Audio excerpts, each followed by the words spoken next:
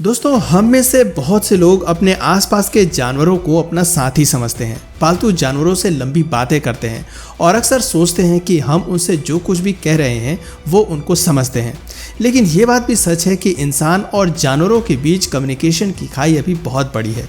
क्या कभी ऐसा समय आएगा जब जानवर हमसे बात कर सकेंगे और हम जवाब दे सकेंगे?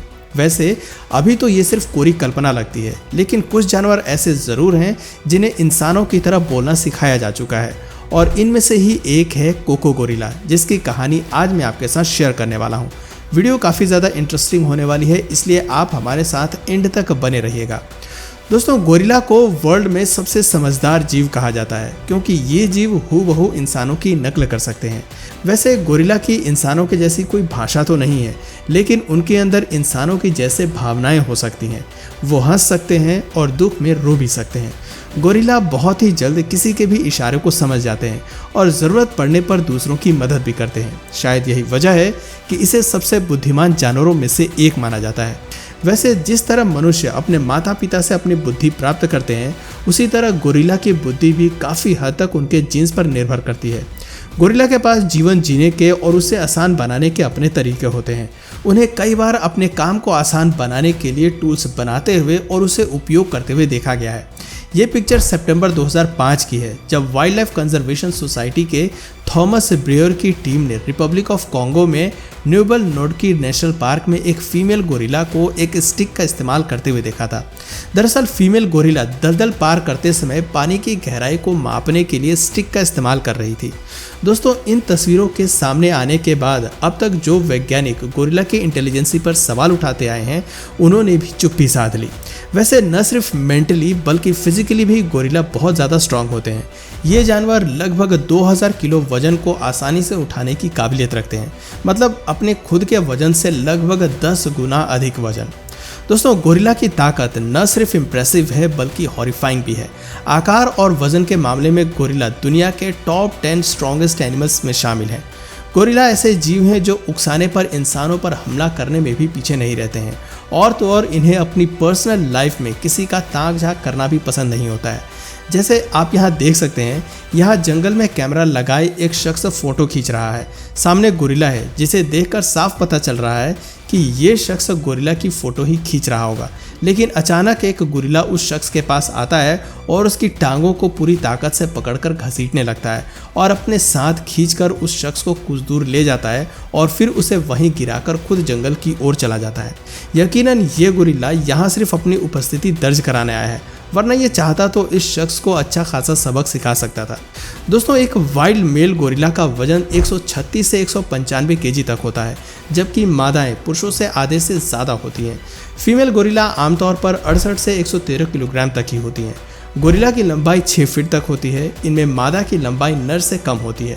गोरिल्ला आमतौर पर 4 पैरों पर चलने वाले जानवर हैं, लेकिन ज़रूरत पड़ने पर, जैसे जब इन्हें अपनी छाती पीटनी होती है या किसी से मुठभेड़ करना हो या फिर कुछ ले जाना हो, तब ये थोड़े समय के लिए अपने 2 पैरों पर चलने में भी कैपेबल होते हैं। आमतौर पर गोरिल्ला सेंट्रल अफ्रीका के ट्रॉपिकल रेन फॉरेस्ट के लोलैंड एरियाज में रहते हैं, लेकिन इनकी कुछ सब स्पीशीज माउंटेन रेन फॉरेस्ट और बांस के जंगलों में ही पाई जाती हैं। वैसे इनकी कुछ स्पीशीज को ऊंचाई पर भी रहते हुए देखा गया है। दुनिया में गोरिल्ला की मेनली 2 स्पीशीज हैं, ईस्टर्न गोरिल्ला और वेस्टर्न गोरिल्ला, यानी पूर्वी और पश्चिमी गोरिल्ला। पूर्वी गोरिल्ला की एक ही सब स्पीशीज है, पर्वतीय गोरिल्ला। पर्वतीय गोरिल्ला विरुंगा वोल्केनो के अल्बर्टाइन रिफ्ट माउंटेन क्लाउड फॉरेस्ट में रहते हैं, जो कि 2200 से लेकर 4500 मीटर की ऊंचाई पर है। वहीं पश्चिमी गोरिल्ला वेस्टर्न सेंट्रल अफ्रीका के कैमरून, कॉन्गो और गेबॉन जैसे देशों में रहते हैं, जबकि पूर्वी गोरिल्ला ईस्ट अफ्रीकन कंट्रीज जैसे कि युगांडा और रवांडा में रहते हैं। अगर रंग रूप की बात करें तो पूर्वी गोरिल्ला पश्चिमी गोरिल्ला की तुलना में अधिक गहरे रंग का होता है। इसके अलावा पूर्वी गोरिल्ला का फेस पश्चिमी गोरिल्ला की तुलना में लंबा होता है। पूर्वी गोरिल्ला का सीना भी काफ़ी चौड़ा होता है। हम इंसानों की तरह जब इन गोरिल्लाओं की उम्र घटती है तो उनके शरीर पर मौजूद बाल सफ़ेद हो जाते हैं। इन सफ़ेद बालों वाले गोरिल्ला को सिल्वर बैक गोरिल्ला भी कहा जाता है। वैसे तो गोरिल्ला ज़्यादातर ज़मीन पर ही रहते हैं, लेकिन वो दिन का 5 से 20% समय पेड़ों पर ही बिताते हैं। पेड़ों पर रहने के लिए ये बाकायदा घोंसला बनाते हैं, जहाँ ये और उनके बच्चे आराम करते हैं। जन्म के समय शुरुआत में इनके बच्चे ज़मीन पर ही सोते हैं, लेकिन जब ये थोड़े बड़े हो जाते हैं तब ये घोंसले में रहने लगते हैं। दोस्तों, बच्चे की देखभाल मदर गोरिल्ला ही करती है। फादर गोरिल्ला को अपने बच्चों से कुछ खास मतलब नहीं होता है, लेकिन यदि बेबी गोरिल्ला की माँ किसी कारण मर जाती है या फिर उन्हें छोड़कर चली जाती है, तब फादर गोरिल्ला को ही बेबी गोरिल्ला की देखभाल करते हुए देखा गया है। बेबी गोरिल्ला अपने जन्म से 5 महीनों तक अपनी माँ के संपर्क में रहते हैं और उनका ही दूध पीते हैं। 5 महीने के बाद बेबी गोरिल्ला धीरे धीरे अपनी माँ से कटा सा रहने लगते हैं और लगभग 30 महीने के बाद वो अपनी माँ से पूरी तरह अलग हो जाते हैं और अपना एक अलग आशियाना बना लेते हैं। एक गोरिल्ला का जीवन काल आमतौर पर 35 से 40 साल के बीच होता है। हालांकि जू में रहने वाले गोरिल्ला 50 साल या उससे अधिक समय तक भी जीवित रह सकते हैं। दोस्तों, अब आइए कुकू गोरिल्ला के बारे में जानते हैं। कुकू दुनिया की सबसे मशहूर फीमेल गोरिल्ला थी।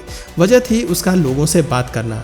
कुकू लोगों से साइन लैंग्वेज की मदद से बात किया करती थी। जी हाँ, 4 जुलाई 1971 को जन्मी कुकू गोरिल्ला बहुत ही अद्भुत थी। वह दुनिया के बारे में तर्क कर सकती थी और अपनी ज़रूरतों को भी बता सकती थी। कुकू का जन्म सैन फ्रांसिस्को जू में हुआ था। जन्म के 6 महीने तक वो अपनी माँ के साथ जू के एक पिंजड़े में रहा करती थी, लेकिन कुछ समय बाद उसे एक बीमारी हो गई। बीमारी की वजह से उसे अपनी माँ से अलग कर दिया गया और चिड़ियाघर में ही काम करने वाला एक परिवार उसकी देखभाल करने लगा। जल्दी ही कुकू ठीक हो गई और अब वो 1 साल की हो चुकी थी। एक दिन कुकू की मुलाकात एनिमल साइकोलॉजी के एक स्टूडेंट फ्रांसिन पेट्रोसन से हुई। देखते ही देखते फ्रांसिन और कुकू की अच्छी खासी फ्रेंडशिप हो गई। फ्रांसिन ने सोचा कि क्यों ना कुकू का इस्तेमाल रिसर्च स्टडी प्रोडक्ट के रूप में किया जाए और इसे साइन लैंग्वेज सिखाई जाए ताकि वो इंसानों से बात कर सके। अपनी इसी सोच को पूरा करने के लिए फ्रांसिन ने जुलाई 1972 में कुकू को स्टैनफोर्ड यूनिवर्सिटी में शिफ्ट कर दिया और यहीं पर कुकू को साइन लैंग्वेज सिखाया गया। कुकू ने भी पूरी लगन के साथ अमेरिकन साइन लैंग्वेज के लगभग 1000 वर्ड सीख लिए थे। सिर्फ इतना ही नहीं, कुकू को इंग्लिश लैंग्वेज में बोले जाने वाले लगभग 2000 शब्द समझ आने लगे थे। कुकू अब पूरी दुनिया में फेमस हो चुकी थी। कुकू की इशारे में बात करने की इस खूबी ने इसे फिल्मों में भी काम दिलाया। साल 1978 में कुकू की photo national geographic magazine cover पर भी आई थी। इंसानों के साथ साथ कुकू को बिल्लियाँ भी खूब पसंद थी। 12 साल की उम्र में कुकू ने अपने बर्थडे पर फ्रांसिन से एक बिल्ली गिफ्ट में मांगी थी, जिस पर फ्रांसिन ने उसे एक कैट बॉय लाकर दे दिया। फ्रांसिन बताती है कि कुकू उस खिलौने को देखकर नाराज हो गई थी, क्योंकि उसे कोई खिलौना नहीं बल्कि एक रियल बिल्ली चाहिए थी। कुकू ने खुद इस बात को इशारों में बताया था कि उसे एक असली बिल्ली चाहिए। कुकू की इस फरमाइश को देखते हुए फ्रांसिन ने उसे एक असली बिल्ली गिफ्ट की, जिसका नाम कोको ने खुद ऑल बॉल रखा। कुकू ऑल बॉल की देखभाल बिल्कुल एक माँ की तरह करती थी। समय के साथ कुकू ने और भी कई बिल्लियाँ पाली और सबका वो ख्याल रखती थी। दोस्तों, कुकू अन्य जानवरों से काफ़ी ज़्यादा खास थी। यही वजह थी कि वैज्ञानिकों का हमेशा से ही उसमें खास इंटरेस्ट रहा था। कुकू का एक बार IQ टेस्ट भी किया गया था, जिसमें उसे 90 में से 70 मार्क्स मिले थे। वैज्ञानिकों के मुताबिक कुकू का दिमाग बिल्कुल एक इंसानी बच्चे जितना तेज था।